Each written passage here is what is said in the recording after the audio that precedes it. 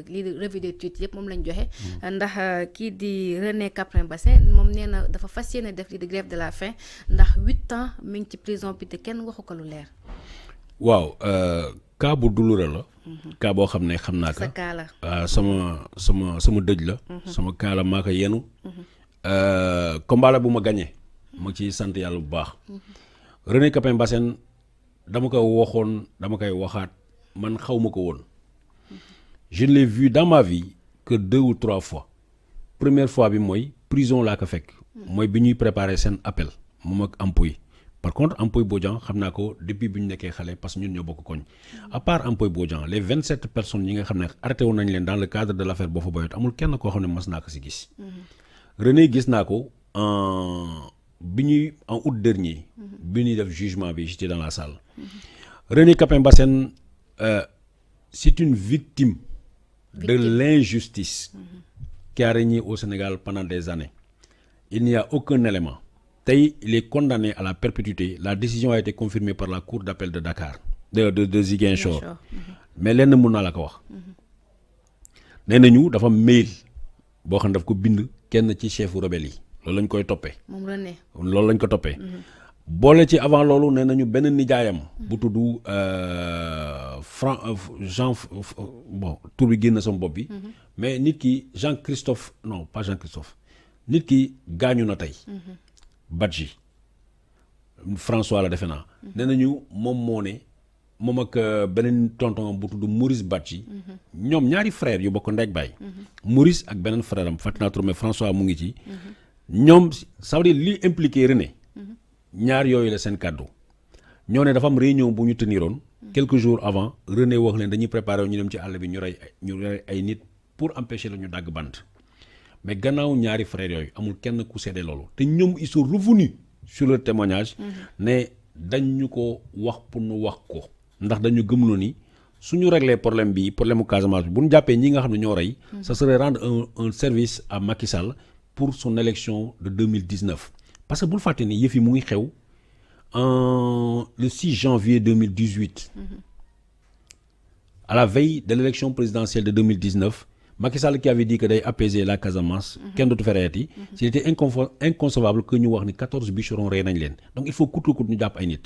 maanaam c'était les coupables idéaux. c'était les coupables yoo xam ne moom la ñu fekk ñoom la ñu désigné. La gendarmerie a joué sur la conscience de 3 faibles. Je les appelle des faibles. Jean-Christophe Diatta. Nafaout kenn ku ñuy wax Nafaout. ak kenn ku ñuy wax Jean-Christophe Diatta ak kenn ku ñuy wax Maurice Badji. ñoom ñoo asseoir toute cette accusation mais ñoom nee nañu dañ leen a manipuler dañ leen wax ni en le faisant vous rendrez service à l'État. René Capain Bassène def nañu perquisition ci këram fekk ay 4 heures du matin. section de recherche wàcc fa. fekk papam boo xam dafa feebar. pa boobu sax fa la jaaree choc bi mu def boobu dafa AVC woon fa la jaaree quelque temps mu dee nee na doomam du ma gisati bu ñu koy takk ci bët yi di ko yóbbu ñu traumatiser njabootam traumatiser xale yi li ñu fa fekk xam nga mooy lan fekk ñu fa jëluñu fa paaka jëluñu fa jaasi jëluñu arme jëluñu dara ordinateur am lañ jël ci këram te ordinateur boobu delloo nañ ko njabootam ça veut dire que si on remet une pièce à conviction ça veut dire amul benn intérêt bu mu apporter ci biir enquête bi donc c'est ça l'histoire de René Capain Bassène mais nag René c'était un journaliste avant tout c'est quelqu'un qui a beaucoup dérangé ñi nga xam ne ñoo tudd les messieurs Casamance man dama leen mës a cité dama leen mës a tudd René c'est quelqu'un koo xam ne il savait beaucoup de choses en Casamance notamment dans les rangs du MFDC ainsi de suite nee na dafa dégg ñu ne dañu bëgg agresser dañu bëgg attaquer nit ñoo xam ne dañu war a ndam daggi ay bant ci àll bi il a informé des gens dont l'actuel ministre des forces armées aujourd'hui Biram Diop mu ne leen na ngeen wax état ñu jóg ci MFDC ñu waxtaan ak ñoom parce que il se prépare ça mais tous ces témoignages là yoo xam ne alerte dafa mel ni man tey ma gis benn sàcc bu nar a sàcc benn kër ma dem wax ay policiers ki gendarme ne leen sàcc a ngi fële ñu bàyyi ba sàcc bi am ñu ñëw jàpp ma man ne ma yow da nga bokk si ñu ay sàcc. maanaam moom ci joxe xibaar lañ ko jàppee. si informé leen alerté leen parce que joxewul xibaar en tant que journaliste dafa bind note mu yónnee leen Biram comment on appelle René Capain Bassène nee nañu li ñu koy toppee ko moom laa la wax ni mooy email bi nee na am na benn email bu mu bind kuy waxal yàlla ndax yow yaay wéet ci sa bàmmeel man email boobu puisque je n'ai pas accès à ça xaw ma ndax ça existe ou ça n'existe pas mais moom wax na ma ci gémmiñam ni email bi amut li nga xam ne moom moo ko impliqué d'ailleurs sax jour boobu ñuy rey nit ñi René mu ngi yoon quartier organiser tournoi football jël jënam ci frigo bi jël jabaram Odette maa ngi koy nuyal de passage ne ko nañ jox jeunes yi ñu lekk ña nga xam ne ñoo nekkoon ci football bi yëpp kenn auditionné wu leen ci enquête bi témoins yi nga xam ne mën nañ ne à l'heure bi ñuy wax ne rayé am na René Capain Bassène mu ngeen fii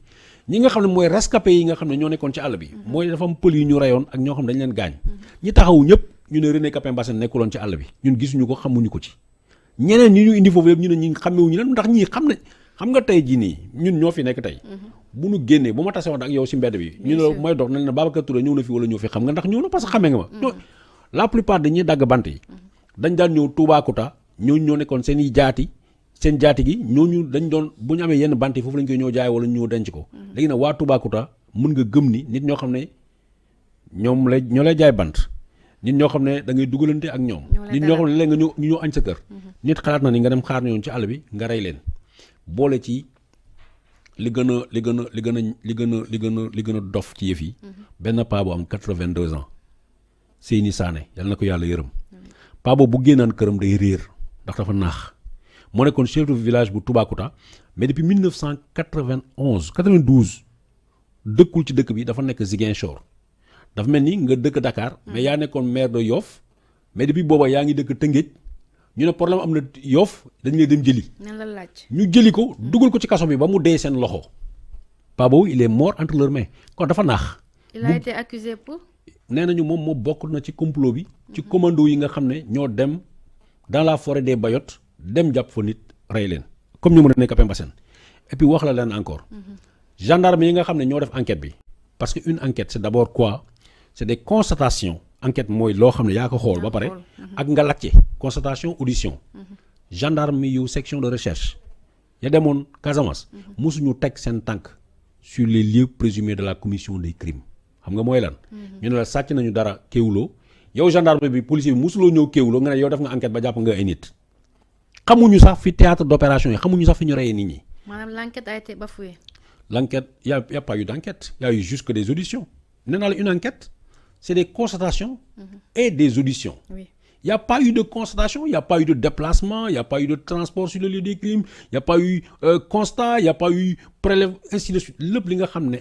loolu la code de procédure pénale wax ci ni enquête di demee demeewu ko dañu xëy rek xool ñi gën a ñaaw ci dëkk bi ña nga xam ne amuñu bàjjen ña nga xam ne amuñu kenn ku leen jooyal gis nga Macky Sall li mu def Ousmane Sonko foofu la ko testé xool ku la neex ñu tuumaal leen ñu jàpp leen dugal leen ci kaso bi mu jàllee ci ñooñu la ne après dina ko ñëw def Ousmane Sonko moo tax waa Toubacouta tout le temps dañ may wax ni jamono jooju ñu jàpp mennum Ousmane Sonko yéen ñëpp ngeen jóg Sénégal yëpp jóg di xeex ñun ñu jàpp ñu 28 dugal ñu ci kaso bi à part yow kenn waxut donc René Capain Bassène je reste convaincu que victime la d'une injustice seulement nag rarement que la justice se rende compte qu'elle a fait une erreur mu dellu ci ginnaaw la justice s'est entêtée à la cour au jugement d'appel et boobu c'est pour moi l'occasion de rendre hommage à un juge le procureur Théophile Turpin boo xam ne malgré la position bi ñu xam ci procureur mooy dalay chargé wax ne yaa def li procureur bi chargé wu ko daf ko ne non chargé wu ko musu ko chargé musul mu nekk désagréable ak René daf ko ne dañu ni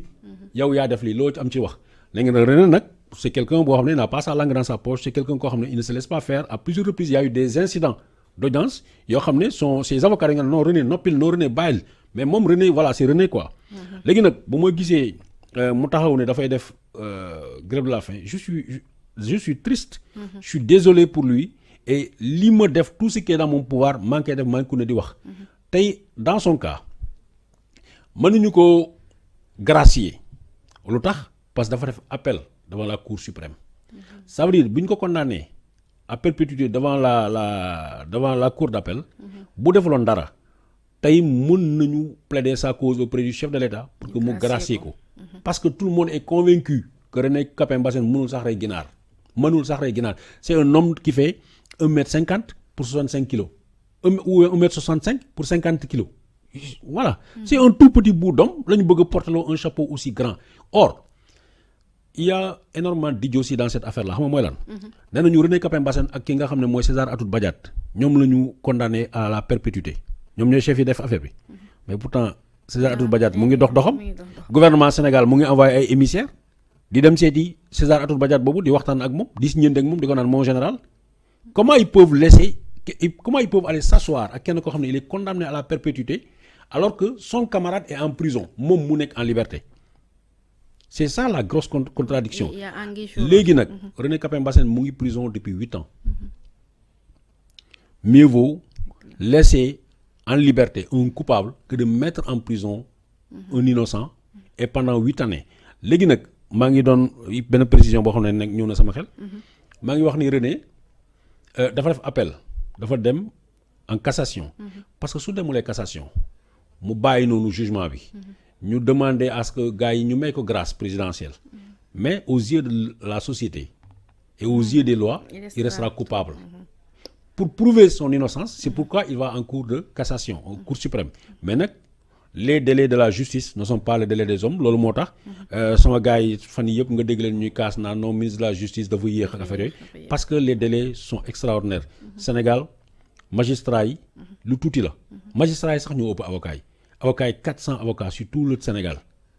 dans les pays autres dans chaque région il y a ce qu'on appelle des barreaux il y a le barreau de Paris le barreau de Marseille le barreau de Nantes le barreau de institut fii c'est le barreau de Dakar beneen affaire bu lay yéeme y a même pas d'école d'avocat au Sénégal. comme ñoom fu ñuy jaar. ci cabinet yi ngay jaar. cabinet yi ngay jaar. waaw cabinet yi lañ lay former ainsi de suite y a pas de d'école d'avocat au Sénégal à moins que mu nekk lu bees loo xam ne peut-être mën na am lu bees léegi mais jusqu'en 2022 2023 y en avait pas. Or des Sénégalais avocats yoo xam ne jàngee nañu Paris. nekk fa avocat jaar école. avocat parce que foofu dafa am ay école avocat bu nu paree ay doomi Sénégal lañu ñibbisi nañu Sénégal. ñu dañu bëgg a nekk avocat dañu leen ne ñett du ngeen dugg ci baro bi. bëri nañu maître Abdoulaye Tine maître Moussa Diop. li ngay gis mais parce que nee nañu ils sont inscrits au barreau de Paris parce que foofu lañ jàngee ba pare nekk inscrits au barreau de Paris pourtant. ay na tubaab yoo xam ne mas nañu jógee barreau de Paris jànge Paris ñibbi ci Sénégal ñooñu dugal nañ leen mais ñii ay doomi Sénégal lañu nekkoon ay avocats à Paris bu ñu ñëwee fi Sénégal nanguwul ñu leen or on se plaint parce qu'il y a pas suffisamment d'acteurs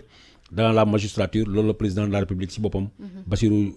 Diomaye Diakhar Faye waxoon keroog dans son entretien. Même le ministre l'a souligné tamit. c'est une réalité c'est une réalité jusqu'au tout dernièrement Ziguinchor ñu ngi woon kaas amuñu juge d'instruction. Juge d'instruction amuñu ko. Et comment elles font avec tous les dossiers? C'est pourquoi les dossiers stagnent. Tout dernièrement amuñu woon juge d'instruction xaw ma ndax ces dernières semaines ou ces derniers mois am nañ ko mais pendant longtemps Ziguinchor amul woon juge d'instruction. waaw fa la ñuy tëjee chapitre boobu ñu dem ci fin de mission 312 policiers yi nga xamante ne policiers volontaires lañu woon.